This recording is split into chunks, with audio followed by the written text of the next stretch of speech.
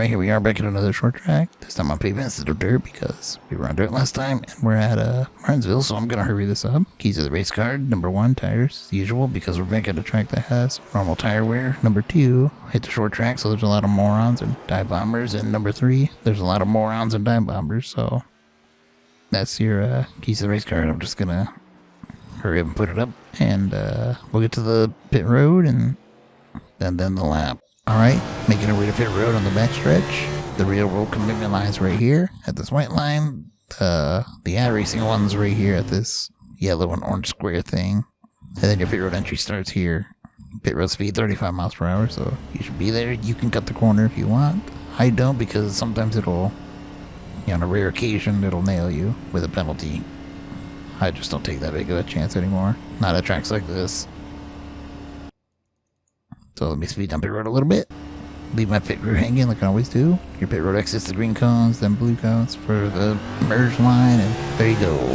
Alright, we're going to skip the first lap that was run in that run, and we're going to start with the second lap here, because it was a little bit faster, and that's the one we're going to talk about. After I show you the faster lap, it was just marginally quicker, but it was a lot more on the edge, and I didn't really want to use that to talk about, so we'll show you that, then we'll come back and talk about this. Alright, so I guess here's a faster lap. Just take a look, I guess. I just thought it was a little messier and didn't really want to use it as the main lap, so yeah.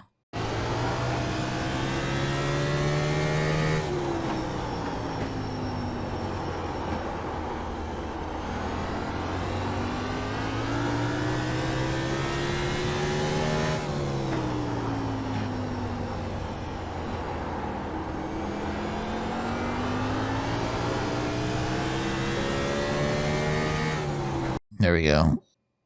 Alright, so fixed setup was used for both of those laps, obviously.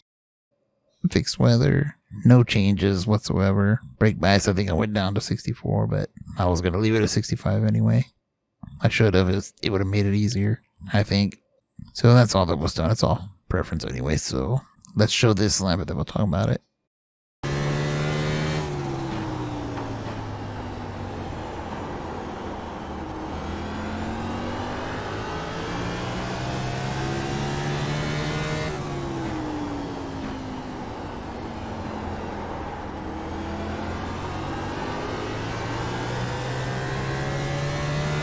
Alright, you could see in both of these laps that it was kind of hard to get the power down. Now, the car's pretty on edge on new tires, and it seems to get worse the more you run. Alright, you can see these 4 laps are starting to slow down. Around this range, I guess, that's when the car seems to be at its worst. The wheel spin starts to get worse, and then you start to notice the front end giving up. But we're not going to really talk about that right now. Alright, I'm going to slow-mo as usual. I start trailing on the brakes after this. Cup Series banner pretty much right after it, till I'm pretty hard on the brakes, and as I get into the corner, I start trailing off the brakes, so, trail braking. That's just to make sure the car keeps turning, and once I feel this start to rotate, I'll let off the brakes and let it roll. Then when I feel this start turning back down more, that's when I start picking the throttle up. So you want to get as straight a launch as you can. Pretty hard to do if you try to keep this line, which is why I could never get back to full throttle until it was way later than it should have been. Same story in 3, going into 3 I should say. In between these two banners of the blue emote, or this, you see this red line here, and you see the cup banner, right in between that, right in the center. I'm getting on the brakes, same way I did in turn 1, trailing into and off of them. Once I get to the corner, same approach, it's a little rougher in 3 and 4.